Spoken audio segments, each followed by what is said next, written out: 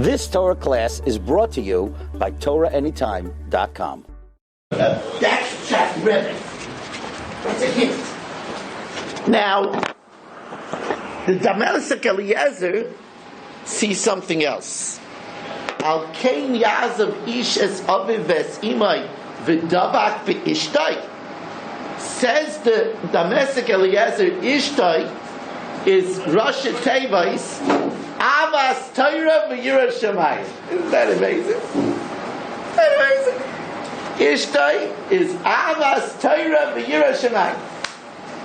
And I'll tell you that this Damelesek Eliezer is telling us all the way in the beginning of the Torah that we have to send away our children, our sons, sometime, that they shouldn't, especially these young children in the house, and if they stay home, they're going to be busy with family things, and they're not going to be learning a lot, and they're not going to be Isaac and Yerushalayim. They'll have all the distractions in the home. Al Ken Yazal Ish Es Aviv Esimai. When a man becomes an Ish, he's an Ish. He's already Bar Mitzvah. V'Davak V'Ishtai. What's Ishtai? Avas Torah V'Yerushalayim. In this, the Damelesek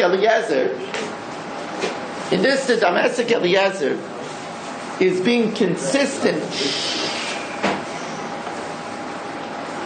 In this, the Damelesek Eliezer is being consistent in what the Tiferes Tzion tells us by the Akedas Yitzchak. It says that when Sari Imenu passed away, Yitzchak was not by the Akedah.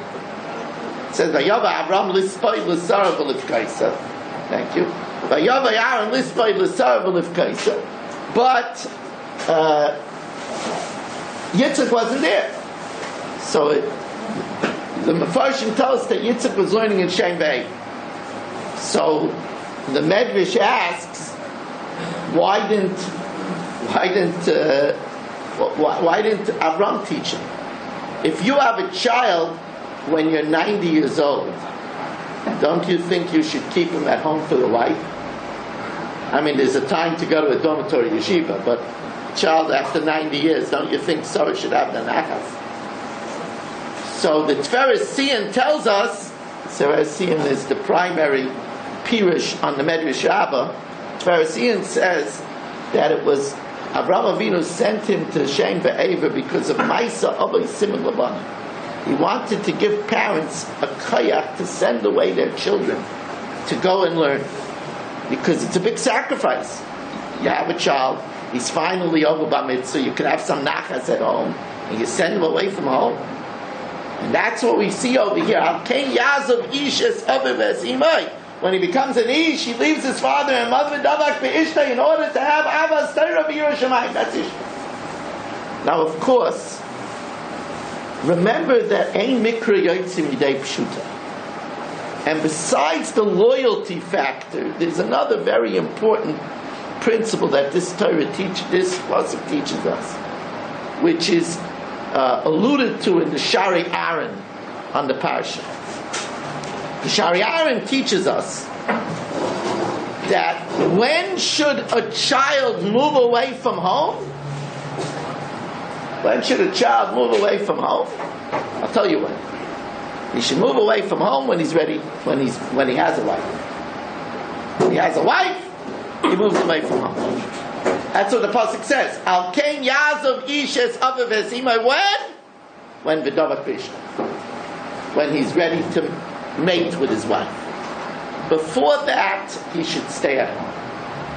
He shouldn't move out and go on his own. She shouldn't move out, unless it's not a functional family. If it's a family that has problems, so sometimes the child has to get away because the family is dysfunctional. But if it's a functional home, the child, or it might not be a child, it might be a 30, 35-year-old person, should stay home, because the love of the parents will be there for the child, for the young adult. The parents are the people that the child knows has the child's best interest at heart, Once the child moves away from home, then there's already a lot of times they set up their own lifestyle, which then they're not even eager to get married anymore. So the pasuk is guiding us here again. This is Torah. It's hafoich ba the kulaba. Al ken yazav ishis ava v'simai when v'davak v'ishtay, not before.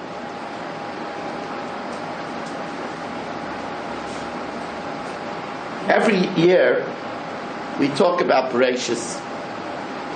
And again, it's amazing to me that every year when I apply myself to the word Braishis, I see new things.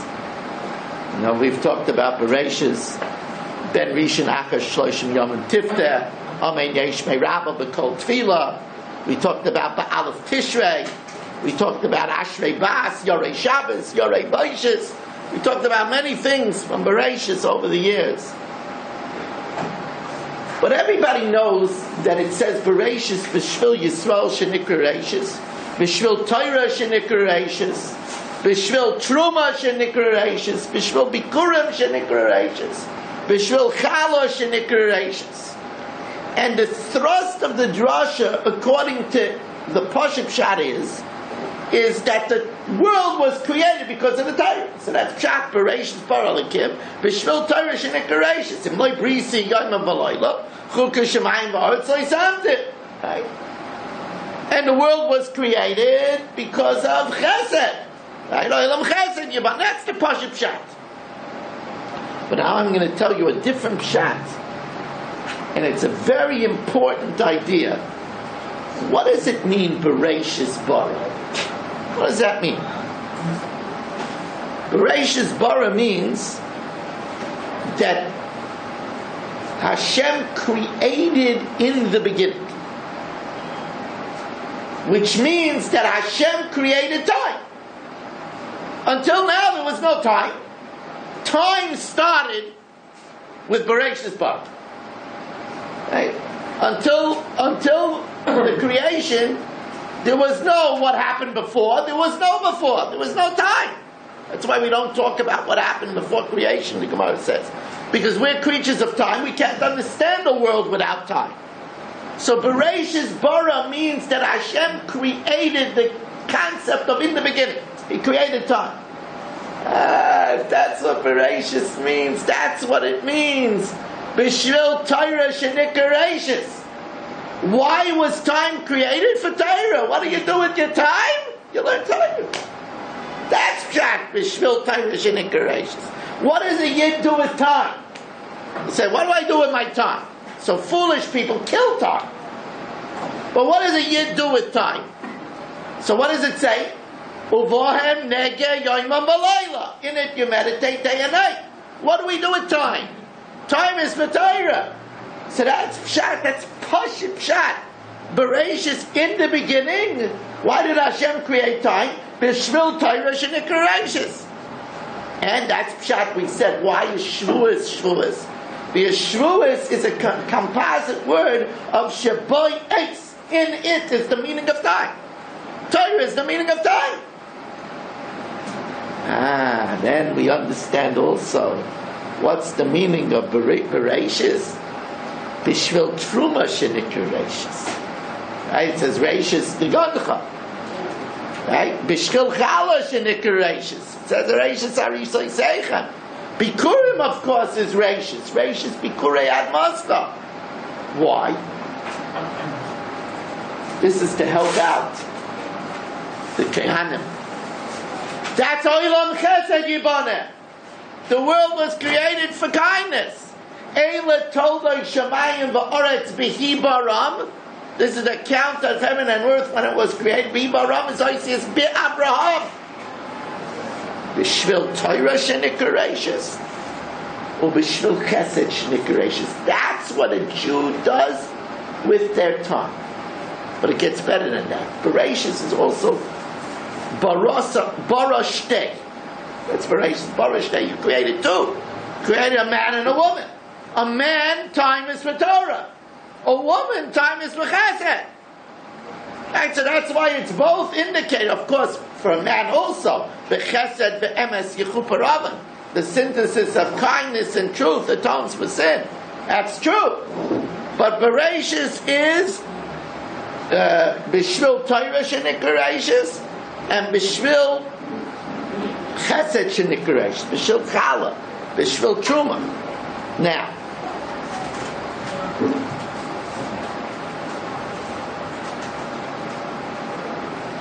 we've talked extensively about the famous shaila of why the Torah starts with a base. If you remember, I told you that don't think you could be cute and say that the Torah starts with a base because the word for in the beginning starts with a base. That's your answer, right? You'll say, what kind of question is that? Torah starts with a base because the word for in the beginning starts with a base. Don't forget Hashem wrote the dictionary. So he could have made the word for in the beginning start with an aleph. Braishis would be fine for us if we didn't know anything better. Secondly, Hashem could have started the Torah aleph and wrote Elikim bara Braishis. So why does it have to say Braishis bara Elikim with a base? Start with an aleph. So you'll say, okay, Rabbi Weiss, I'm not going to lose any sleep over this question. But if you remember, I told you that the Torah contains all the secrets of everything. Hashem looked in the Torah and created the world. The first lesson in the Torah must be a humdinger. Must be really amazing. It's the first lesson in the Torah. What's the first lesson in the Torah? The first kasha. What's the first kasha? Why does the Torah start with a base? So it must be a very big question. Must be a very big lesson. So actually this question is asked all over the place. In very important places. And the same answer is given in all these places. It's asked in Yerushalmi Chagiga Perek Beis Halacha Aleph. It's asked in the Anfang of Tanchuma. It's asked in Braishis Rabbah Parsha Aleph. It's asked in Psikta. And in every place it says the Torah starts with a beis to teach you that there are beis olamas. Two worlds. Because we only learn about one world. With grass and fruits that have coupons in them, seeds, and taninim gedolim, and sun, and moon, and fish, and animals, and beasts, and humans. We don't learn anything about Olam Haba, the afterlife. So right away in the beginning of the Torah you have to say, don't be misled. There are two worlds, and the reason why we're going to do the 613 mitzvahs is because we believe that there are two worlds. That's the very first lesson. And that's why Braishis is the same letters as Barash Day. Two worlds. Comes along the Paneach Raza and says this is so important that Braishis Bara, the gematria of Bara, which is very easy to figure out, is 203, is the same gematria as Beis Ha'olamim, two worlds. Bara is exactly the gematria Beis Ha'olamim. The Panech Raza is Rishon. And I always wondered where the name Rava came from. But now I know. First of all, Rava is the first three letters of the Torah. Beis Reish Aleph is Rav. That's where, and by the way, that's where the name Rav came from. That's the first two letters of the Torah. Is Beis Reish, it's Rav. And these captains of Torah, that's what. But Bara is also Beis Ha'olamim. Rava had Shtei Shulchanos. There's the Rav of Mechuzah, and he has, of course, the next Rav. So that's Beis Ha'olamim. But Braishis Bara, in the beginning, Bara Hashem created Beis Ha'olamim. That's a very important lesson. You have to know that.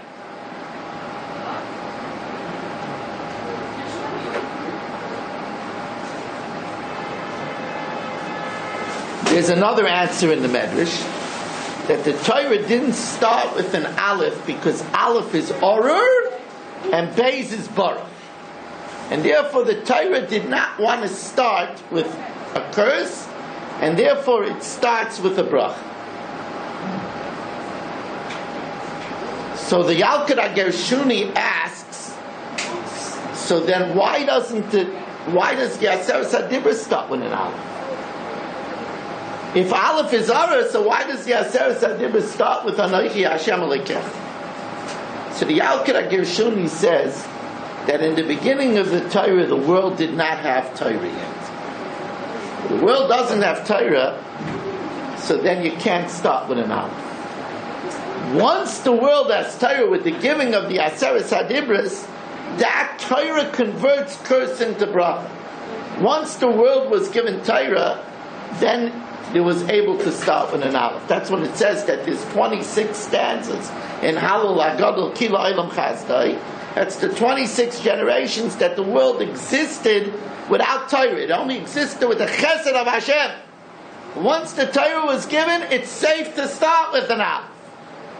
We also know Rosh Devarcha Emes. So Pashup Shat Rosh Devarcha Emes is that Braishis Bar Elikim is Seif Tevis Emes, right? Braishis is a Saf, Bar is an Aleph, Elikim is a Mem, so that's Emes. Rosh Devarcha Emes. In the beginning of your words, it's hinted Emes. It's also brought down that the 10 Commandments start with an Aleph. Mishnah starts with a Mem, Me'amosai Kari Neshma. The Gemara in Bracha starts with a Taf, Tana Heicha Kai. So that spells Emes. So I saw an amazing thing from Rav Avram Ashkelon. Rav Avram Ashkelon says Rashi also. The first letter in Rashi is Omar Reb Yitzchak, is an Aleph. The last letter in Rashi is Yeyasher Keichach Sheshibarta. That's a Taf. The middle letter in Rashi is on the middle word in the Torah, which is Gachayim. And instead of Rashi translating Gachayim Beten, he translates Gachayim Me'ayim. So it's a Mem. So that's Aleph Mem Saf is Emes. Amazing thing. Rashi is consistent with that as well. The Nachal Kedumim tells us that Braishis is the gematria 913, is the same gematria as Shnei Luchos Avon. You know, at first I saw this gematria brought down in the Sefer Amoros Tahiris, and he has it written Beis Luchos Avon, and Beis Luchos Avon does not come out to 915. So then I realized that the editor, when he wrote it, instead of writing Shnei, he wrote Beis. But Shnei Luchos Avonim is exactly 913. And sometimes when you read a sefer, you have to have your wits about you, right? So Shnei Luchos Avonim is exactly B'gematria Braishis. You know what the significance of that is? So you'll say, oh, yeah, well, Ten Commandments is very important. The significance is that in the very beginning of the Torah, when it says Braishis, it lets you know that the Torah is Bein Adam L'Makom and Bein Adam L'Chaverai. There's no such thing as being a Ben Torah if you're only good with God. There's no such thing as being a Ben Torah if you're only good with people. He's a nice guy. No such thing. You have to have both. You have to be good with God and good with people. That's why Braishis is exactly B'gematria Shnei Luchos Avonim. It's Bein Adam L'Makom and Bein Adam L'Chaveira. Remember I told you that Braishis Bar Elikim, I told you from the Per Aaron, Hashem Yimkim Dama, Yizechet Tzadik, the Kodesh Brachas, Chutz Yagam Aleinu. Per Aaron is one of his 9 Pirushim, I believe, on the Agada. It's all on Gematria. He says that Braishis Bar Elikim is the Gematria Torah Nevi'im Ksuvim, exactly. Ksuvim is spelled with a vav. Torah Nevi'im Ksuvim, exactly, is Braishis Bar Elikim. Comes along the Chidah, and the Chidah says that Braishis is an abbreviation of Talmud Bavli Ravashi. It's amazing. Talmud Bavli Ravashi, as we know, was the Masader of Talmud Bavli.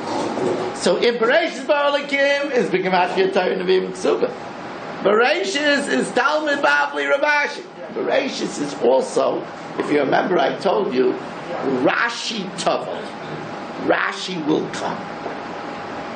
Because without Rashi, the Torah is a closed book. So Braishis is Rashi Tavo. Okay.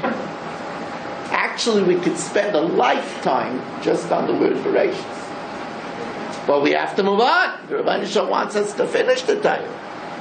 But it's important to know, Ein Cheker Lismunasai. There's no end to the understanding of the Torah. There's a seat here, sir. Ein Cheker Lismunasai. Maybe open a few more seats in case somebody comes in. I want to thank all of you. I wanted to start the shir, even though it's a very hard night and we had to cram ourselves in here. But as I said in the beginning of the shir, Hamaskel b'mitzvah, oimrim loy ligmar. So if we start, it's a siyata d'shmaya that we should finish together, kol ha'torah kula, in this mauzer of Tafshin Ayin Hey.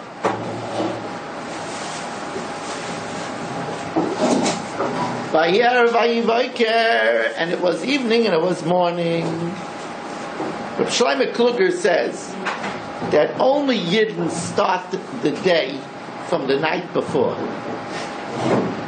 In his time in Europe, the day started from the morning. Here in America, it starts at midnight. But he asked, why by the Goyim does the day start in the day? And the Yidden, the day starts the night before. He also said, why is it that the Goyim have their Sabbath in the beginning of the week on Sunday, and we have the Shabbos at the end of the week?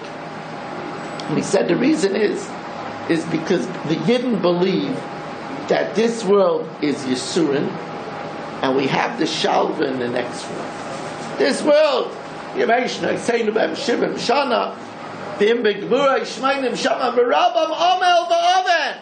There's a lot of toil and grief. This world is Erev, it's the evening. Then comes the Baikir, then comes the Kairos Ruach, the endless joy of the eternity. The Goyim, they think this world is everything, and after that is just suffering, is just rotting in the grave. So they start with the Sabbath first, they start with the morning first, and then they have the night. An incredible incident happened with Reb Itzela, the young son of Reb Chaim from Volozhin. Reb Itzela met the Vilna Gaon as a young child. So the Vilna Gaon asked him what he was learning. So he told him he was learning Braishis. So he asked the Gaon a kasha. Says, Yikavu amayim mitachas hashamayim al mokum echad. Let the waters gather under the heavens in one place. V'seirah hayabash, and let the dry land be seen. Vayehiche. Ask the young little Reb Itzela, under Bar Mitzvah, ask the young Reb Itzela, the words v'seirah hayabash look superfluous. Let it just say, Yikavu amayim mitachas hashamayim al mokum echad. So obviously, if all the waters will gather in one place, so the rest of them would be dry land. What's pshat v'seirah hayabasha? So the guy asked the child if he had an answer. So the young child says that he proposes that it says by Kriyas Yamsuf. By Kriyas Yamsuf it says by Yoshev Hayom le'eisana. So the Medrash says a Sanai is the same letters as Tanai. And it says that Tanai Hisna Kadosh Baruch Hu b'maaseh Braishis. Hashem made a condition already in the 6 days of creation that the Yamsuf would split, because Ein Kol Chodesh Tachas HaShamesh, nothing is new under the sun. So he says, where did it make it Tanai? Ah, here it is. It says an extra V'seirah Yabasha. There'll be a time when the Seiraya Basha, when the dry land will be seen. When is that? At Kriyas Yamsuf. So when the guy heard that, he said that he's muftach that this boy will be a great darshan in Yisrael, which of course was fulfilled, and the great Rabbi Itzela of Volozhin. Tache Oretz Deshe Esav, the world will give forth herbs, Mazriya Zera, producing seeds. Remember, when you learn in this week's parsha about seeds, remember that Rav Miller used to carry seeds in his pocket, and he would wax eloquently about how we see Hashem in a seed. A little seed has in it the koyach to produce a tree that produces fruit with many seeds for many generations. One seed. And this seed only produces its own kind. Only laminai. This seed is brittle. It's almost weightless. And it carries all this power. When you put it in the ground, always the root goes down and the plant goes up. Never does it the opposite way. It's an amazing thing. Many seeds have transport mechanisms. Many seeds have jackets covering them to protect them from animals, from deterioration. Yet when they're put in the ground, they immediately deteriorate. It's a marvel.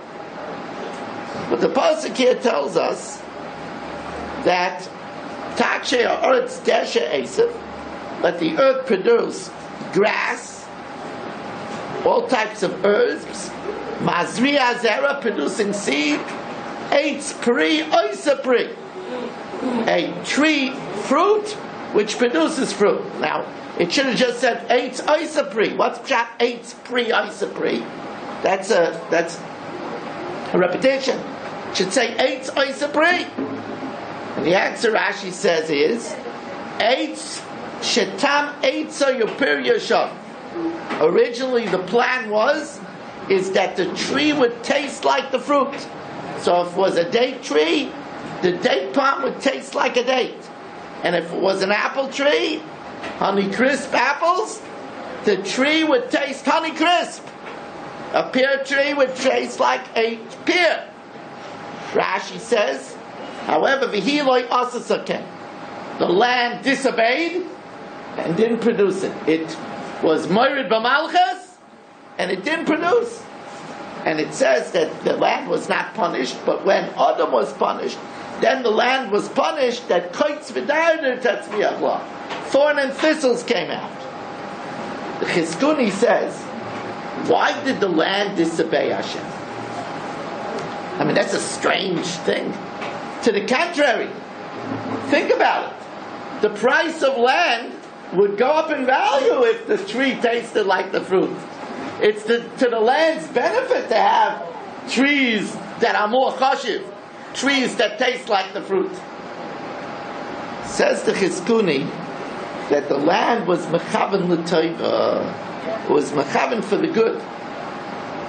And it felt that if the tree would taste like the fruit, then people would constantly be cutting down the trees, and the trees would be wasted. Think about it. If the tree was so tasty, people would be pulling off parts of the tree. They're hungry, they pull off a part of the tree, they get a good bite in the day, and they'd be destroying the trees. So therefore, for preservation of the trees, the land disobeyed Hashem. And therefore was punished terribly all over the world. Now there's a big lesson over here. We have to know that the Rabbeinu Shalom sets models. And the model is even if you do something for a very good reason, for a benevolent reason, don't think that you're smarter than Hashem. Don't think that you're smarter than Hashem. Yeah, I know Hashem, I know I'm not supposed to yell at my wife. But I think it's the right thing to do here. It says, Lo Isamu Isha Samisai. It says, Dimosa Mitsuya. Be aware of a woman's tears. Don't be smarter than Hashem. That's what the ground thought. The ground thought it's for preservation of the species. Don't be smarter than Hashem. It's a model.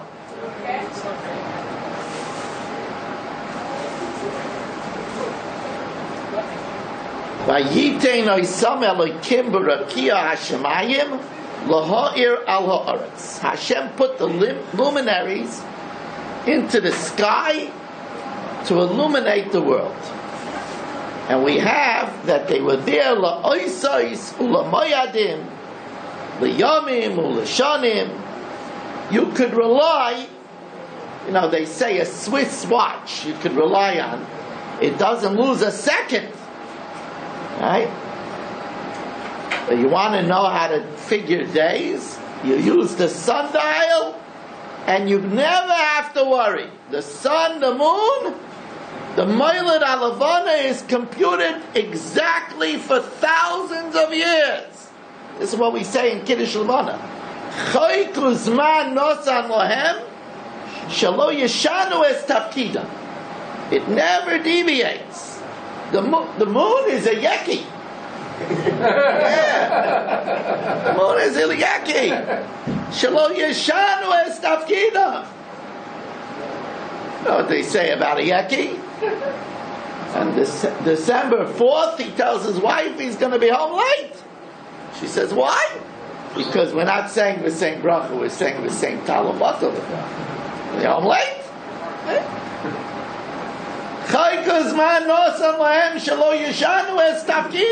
Doesn't change.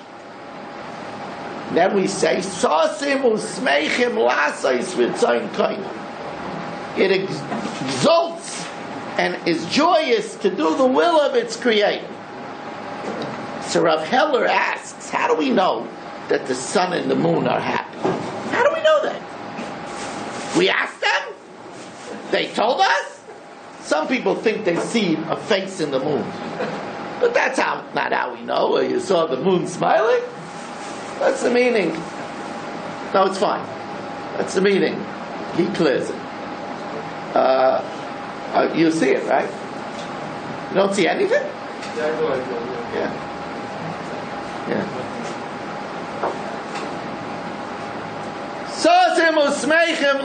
I want you to all know that you vindicate my efforts to come here tonight. It took a lot of effort to come here tonight after Yavama Staf Yud, and I had a lot of things going on, and they had to really clear this place out. Again, if you see the Rav, please give him a big yashikayach, because when I called him up today initially, he said, no way, there's boxes of cake all over the garage. He had the guy clean it out, set up tables. I told him, don't worry, we'll bring in chairs from the sukkah, we don't need tables. No, he set it all up. So if you see the Rav, give him a very big yashikayach, and I give all of you a very big yashikayach. So I asked Rav Heller, what's pshat sosim usmeichem las? How do you know he's happy? So Rav Heller gives an interesting answer. He says, when somebody is always there and doesn't deviate, that's a sign that he's happy in what he's doing.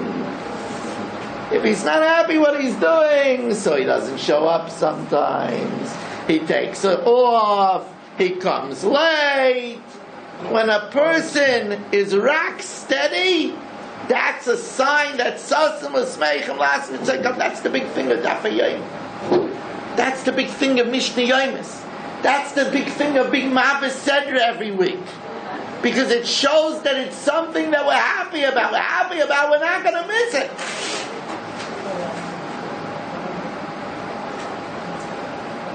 And now I want to share with you something from Reb Chaim Kanievsky that I found very fascinating. In this, and I have my own Chiddush. This is my first real Chiddush of this Mavzim. I'm very excited about it. If you don't like it, it's okay. It's only mine. I'm very, very excited about it. We have to know that in Perek Shira, it tells us the song of the cockroach and the water bug. See, if you could hear the water bug in your bathtub, I'm not wishing on it. Most people don't wait to hear it. They start screaming and jump on the table. But if you could bend down and listen to the water bug, and if you would hearken to the cockroach, it says in Perek Shira, because it says in this week's Parsha, this week's Parsha is the creation of the cockroach. There's kol remes ha'adama l'mineu, the cockroach and the water bug, right? The spider. So in Perek Shira it says that the Shratzim say Yismach Yisrael ba'Isav v'nei Tzion Yagilu b'Malka. So Reb Chaim Kanievsky says, what's the shaychus, the cockroach, to Yismach Yisrael ba'Isav? What's the connection? Here you have a water bug creeping in your bathtub and Yismach Yisrael b'Yosef. The one that sees the water bug is not very happy. So Reb Chaim Kanievsky says that it says in Yishalmi Brachis, in the 9th parak Halacha Beis, Eliyahu Hanavi asked Rebbe Nehurai. It's an interesting one. Usually we have the Tanoim asking Eliyahu Hanavi, but here Eliyahu Hanavi asks Rebbe Nehurai, Mibnei ma bara HaKadosh Baruch Hu shkotzim urumas. Why did Hashem create the water bug? Why did Hashem create the cockroach? Amrulei, he says, L'tzayrach nivra. They were created for a very great purpose. B'shasha briyos chaytim, when the briyos sin, HaKadosh Baruch Hu mabit b'shvatzin. He looks at the shvatzin. V'amo ma elu. Ma'adach, the cockroach, the water bug. She'ein b'hen tzayrach. They have no need. Ariani mekaimim. Elu sheyesh b'hem tzarech. They have a need. They put on tefillin. They put on tzitzis. They keep Shabbos. Like kol shechein, they shouldn't be mekayim them. So therefore the sheretz is a reason for our existence. So therefore Reb Chaim Kanievsky says that's why the sheretz sings Yisrach Yisrael b'Oisav b'nei Tzion Yagilu b'Malka. So with this I want to say a pshat in a Rav in Pirkei Avos. We all know that at the end of the shir, we say, Rav Chanani ben Akash Amar, Rotz HaKadosh Baruch Hu l'zahak Yisrael Yisrael. Hashem wanted to make meritorious Yisrael. Lefi kachir b'hem Torah mitzvahs. He gave them many mitzvahs. So the Rav gives an example. That he gave us an Isser not to eat cockroaches. Not to eat water bugs. So the Pashut shot in the Rav is that we weren't going to eat the cockroach anyway. You don't have a temptation to scoop up your knife and your fork and cut that water bug and pop it into your mouth. Right? But Hashem said, you're not going to eat it anyway. Let me give you a mitzvah not to eat the sheretz. So Rotz HaKadosh Baruch Hu l'zahak Yisrael. That's the Pashut shot. But now, according to Reb Chaim Kanievsky, we see another pshat. If we would be allowed to eat the sheretz, then the sheretz would have a purpose, would have a tzayra. And then Hashem wouldn't be able to make a kal v'chaymer. If I keep the sheretz alive, and they don't have a purpose, shouldn't I keep Klal Yisrael alive and they have a purpose? But if we would eat cockroaches, they would have a purpose. So Rotz HaKadosh Baruch Hu l'zahak, he says Yisrael. Hashem wanted to give us merit. L'pika chirvel and Torah mitzvahs. He said, don't eat the cockroach. So then it's shalei l'tzayra. And yet he's mekayim. Then surely he should be mekayim us. That's Rotz HaKadosh Baruch Hu l'zahak, he says Yisrael. The Torah tells us, Pru u'revu. It tells the animal kingdom, be fruitful and multiply. And it's a bracha. Not just a command, but a bracha. Comes out that that's why the mule can't have children. Because the mule was created after Sheishis Brashis. Somebody took a chamor and a horse and mated it together and made the mule. Oh, the mule wasn't around during Sheishis Brashis. It didn't get the bracha pru'avo. Without the bracha pru'avo, you can't have children. That's why all hybrids do not multiply. Because none of the hybrids came from Sheishis Brashis, and therefore none of the hybrids had a bracha pru'avo. Nothing happens without the will of Hashem. That's a big lesson.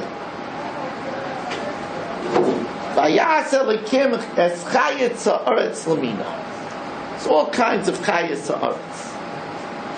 One of the most fascinating beasts is the elephant. There's a sefer called Pilei Ployim, and he says that the pill is considered The Baal Chai, that's the Chacham Ma'od, he quotes a Rashi in the Sectus Erev in Lamed Aleph on the base. Rashi says that Kuf Upil Pa'omim Shehein Melumodim. The Kuf and the Pil, the monkey and the elephant, many times they are knowledgeable. The Meiri writes, it's such an amazing Meiri. The Meiri and the Gemara Erev in Lamed Aleph on the base says that a Pil could learn all 70 languages. You could have a Pil work in the UN. Could be a linguist. It's an amazing thing. That's why Pil is the letters of Pella. It's a Pella. The Aleph is not necessary for the Shayish. The Pil is a Pella. But a Pil, Pei Yud Lamed, is also the letters of Yolaf, which means to learn. The Pil is able to learn, is able to adopt 70 languages. And if you look in the Sefer Oitzi Yediyas, Oitzi Yediyas says over a Maisa that happened, that in the market of wheat, a elephant was there, probably used for transport, and the Seichrim were mocking the elephant for its long nose. That's why we make Mashana Abriyas, because of the long nose. So the Pil understood what they were doing. He writes that the Pil went to the river, filled up its snout, and came and poured it over all the wheat. That's a Pil. Don't start up with an elephant. You heard it here. Hinei nasati lochem es kol esav. I gave you all the herbs. Zorea zera asher al pnei kol haaretz. Ves kol ha'etz asher bo pri eitz, and all the trees that have fruit. Zorea zera, with the coupon inside them. Lochem yiyeh la'achla. It is for you to be eaten by Yehichen. And it was that way. Now the question is, what is that Vayehichen? The creation of the fruit trees and the grass, that was already said before. So what's the Vayehichen over here? It should be Lachem Yiyeh La'achla. What's the Vayehichen? So we could conjecture that the Vayehichen means that they were edible. They were edible for humans. Right? It's amazing balance. It's not too hard for the teeth. It's not bitter. So it says Asher Lachem Yeh La'achla is that it should be edible for humans. Lachem Yeh La'achla could be also the miracle of the release mechanism that the fruit releases from the tree when it's ripe. If that wouldn't happen, how would I reach it? I don't carry around my trusty ladder. But Lachem Yeh La'achla means that as soon as it ripens, the tree releases it. It's for the purpose of a man. It also means, Vayehichen means, that the tree only releases it when it's ripe. Because if it released it earlier, it would give us a sour stomach. So Lachem Yeh La'achla means it releases it at the proper time. But the Belzer Rebbe says something else by Vayehichen, and that is that Hashem made that our stomach should be able to digest it properly. It's an amazing thing that the stomach has over 150 enzymes that breaks down the apple, that breaks down the celery and digests it properly.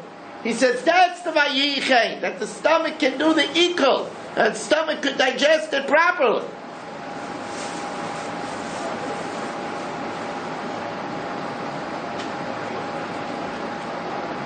Vayivel Elokim es hatzela, and Hashem built the rib asher lokach min ha'adam leisha vayivieha el ha'adam. And now I'm going to share with you a chiddush from the Maimer Mordechai, which I think is a big yesod. One of the Birchas Nesuin, what we call bracha achrita, it's a big kibbut to get bracha achrita, call out. Right? Go out. Baron Finkelstein, Bracha Achrita. Right? Go out. Big kibbutz. Right?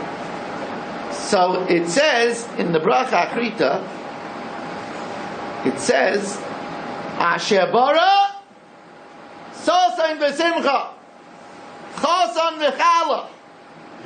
Ask the Maimon Mordechai. Okay, I understand it's a marriage, so we say Asher bara chosan v'chala. Hashem made such a possibility. It's a big, beautiful thing, but what does it have to do with sosan v'simcha? Why do we say sosan v'simcha? So the Maimon Mordechai says, why do we make Borei Ma'orei or Eish on Motzoi Shabbos?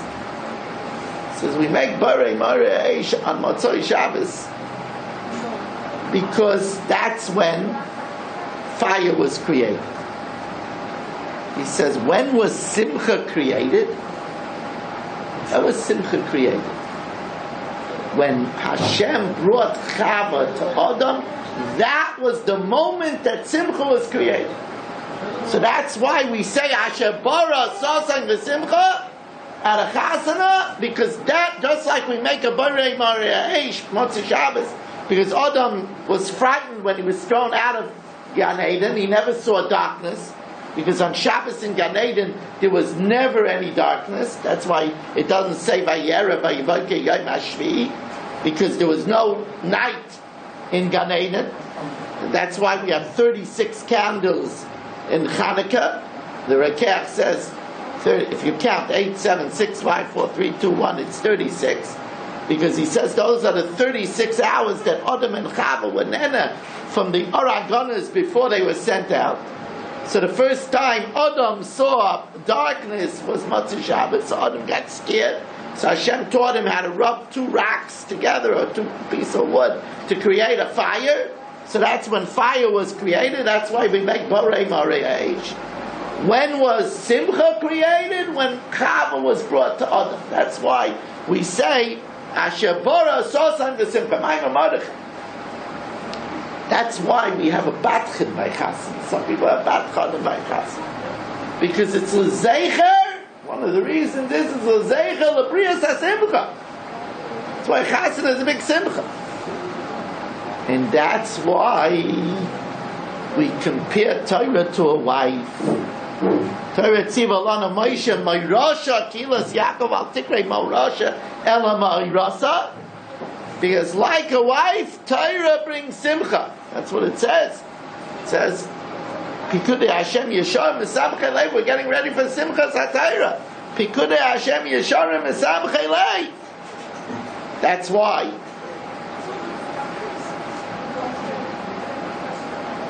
the Bahag says that it's a mitzvah to be happy. He says, the Pasuk says, what's the mitzvah? The Bahag counts it as one of the 630 mitzvahs. A mitzvah to be happy. You have to know that it's a mitzvah not to be sad. It's a mitzvah. There are people that are gloomy. You should know that you're being mavatal a mitzvah saseh. In the olden days, you would have to bring a oila. If you're mavatal a mitzvah saseh, you have to bring a oila. Person that doesn't try to be happy is mavatal a mitzvah. What's the mitzvah? V'samachta b'chol ha'toiv asher nosan Hashem alikecha l'veisecha. So it says v'samachta b'chol ha'toiv. What's toiv? Ain't toiv el ha'toiv shenem ha'kilach ha'toiv nasati l'chem, and ain't toiv el ha'isha shenem ha'toiv ha'yisal l'movadei matzi isha matzatay. That's v'samachta b'chol ha'toiv asher nosan Hashem alikecha l'veisecha. L'zois yikarei isha ki me'ish lukachazos. This we call a woman, this one we call a woman, for she is taken from a man. So the question asks the Nachlas Yaakov, what do you mean? Something female, we always add a hey. Kelev, kalba. Pil, pila. Right? We always add a hey. So that's ish, isha. Says the Nachlas Yaakov, that's not pshat in the pasuk. The pasuk says, why don't we call her Adama? He's called Adam, so we should call a woman Adama. Adma. The answer is, L'zaysi kari isha Kime ish lukachazai. She wasn't taken from the ground. She was taken from the ish. Pasuk is not explaining why we had the hay. The Pasuk is explaining why we don't call it. Don't we have to know how to learn a Pasuk? And now we come to a very great yesod. Haloyim seitiv seis, v'im loy seitiv lepesach chatas roiveis. Hashem tells Cain, Im seitiv, if you're good, you will elevate yourself. If you're not good, if you're just parrot, then sin crouches at the door. You have to know, in life there's no parrot. In the kitchen there's parrot. In life there's no parrot. If you don't work to be good, you're going to deteriorate. And that's what the Pasuk says in Mishlei. The Be'er Yosef says, Oira chayim lamalo lamaskil. The way of life, you climb higher when you act intelligently. Laman sor mish'ol mata. In order to avoid the netherworld. Because if you don't climb, you fall. And I saw Rav Mishkovsky, he says a moiridik emotion. He says life is like riding a bike. If you stop, you fall. Charles says, I'm going to take a break. You can't take a break when you're riding a bike. You stop, you fall. Wait, I didn't do anything wrong. You don't have to do anything wrong. You stop, you fall. That's the way life is. If you're not trying to steig, you deteriorate. Well, you know what? I'm not working on myself this month. There's no such thing. Haloyim seitiv, if you're good says, you'll rise in love. If you don't rise, if you're not good, just parif. He says something else about riding a bike that's so clever. He says if it's easy, that means you're going down. If it's the ride is easy, you're going down. That's the way it is in life. If things are easy, you're going downhill. It's hard to come to the shit tonight. It would be easy to stay home. But life isn't about easy. Yeah, your wife asks you to do it. No, not now. That's easy. You should know if it's easy, you're going downhill. It's like riding a bike. It's a very good thing to remember. If it's easy, you're going down. I have an interesting question to ask you. And I'll tell you the truth, I have to do more homework about this. I did homework, you know I do homework.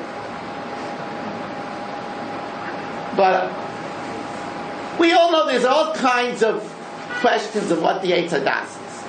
It says it doesn't tell us because then we would shame it, because it's the tree that brought death to mankind. But we have different opinions. If it was a grape, after all, wine brings all kinds of disaster, it intoxicates, alcoholism, or is it wheat because that's when a child has das, when it can eat kazayis dogim, or is it the esrog? Those are the three opinions.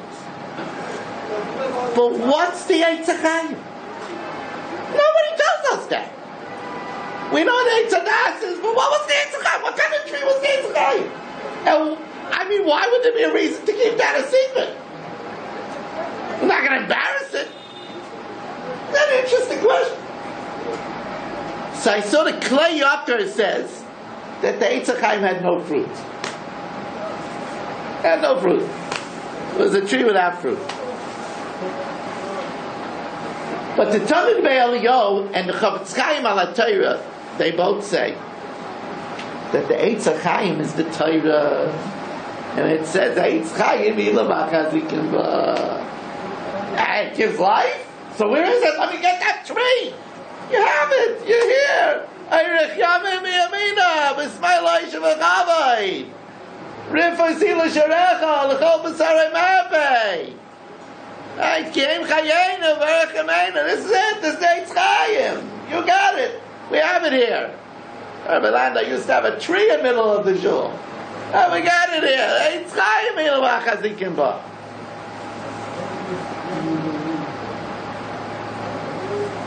The Amoras Tahiris brings down an incredible gematria.